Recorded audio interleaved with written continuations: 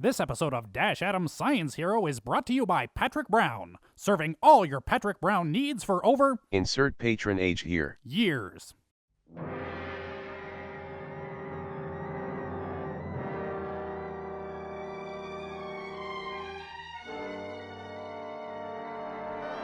Dash Adams Field Notes, December 7th, 2287.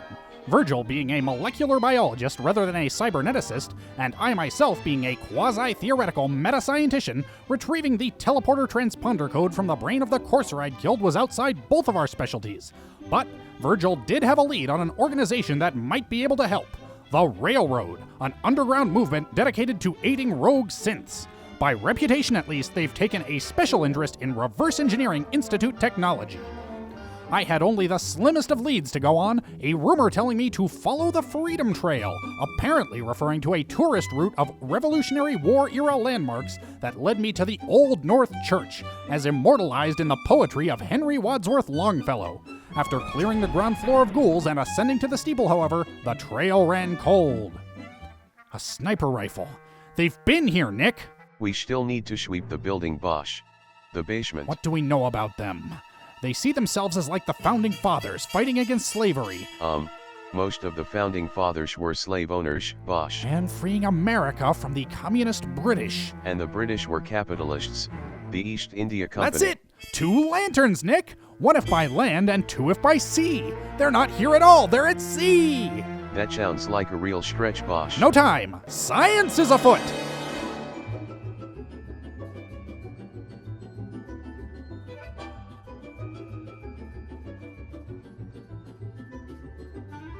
Well, this is a bust. Nick, I'm starting to think I've been going about this all wrong. Thank Gambler, the basement. The poem goes, 1 if by land, 2 if by sea, and I on the opposite shore will be. Oh no. And the only thing on the opposite shore is the Brotherhood of Steel headquarters. You're seriously overthinking this. Don't you see? The Railroad is a splinter group of the Brotherhood, dedicated to saving synths instead of destroying them. Bosch, thou guys are really racist. To the dirigible!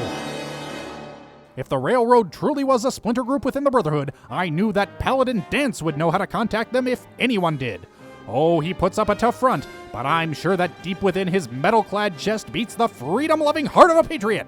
Danse, what do you know about the Railroad? I know that they're so commie that they piss pink. And if I catch you consorting with them, Toothpick Man, I'll kick you in your dick so hard that you will too. Well, that is frustrating. I can only think of one more thing to try. Bosch, I took the liberty of checking the basement, and there are signs of a secret door that I think I can... To Cabot House! What? Yes, Cabot House, home of famed pre-war archaeologist Lorenzo Cabot, an old professional acquaintance of mine who was rumored to have somehow survived to the present day. Prepared as I was to find an older gentleman suffering from the ravages of ghoulification, imagine my surprise when the door was opened by Lorenzo's son Jack, smooth-skinned and not a day older than he was when the bombs dropped. It seemed that Lorenzo had come across a mysterious artifact in his travels that had halted his aging, that a serum derived from his blood could do the same for his close relatives, and also that he'd developed telekinetic powers and gone insane, and would I mind terribly putting him down like a dog for the safety of those around him? I can't say I was thrilled at the prospect, but when science calls, man must answer. I arrived at Parsons State Insane Asylum to find Lorenzo imprisoned in the basement with the artifact perched on his head, claiming that it was Jack and the rest of the Cabot family who were the insane ones for keeping him imprisoned. Well, with his word against Jack's and no hard evidence either way, I decided to set Lorenzo free, whereupon he instructed me to kill the rest of the Cabot family.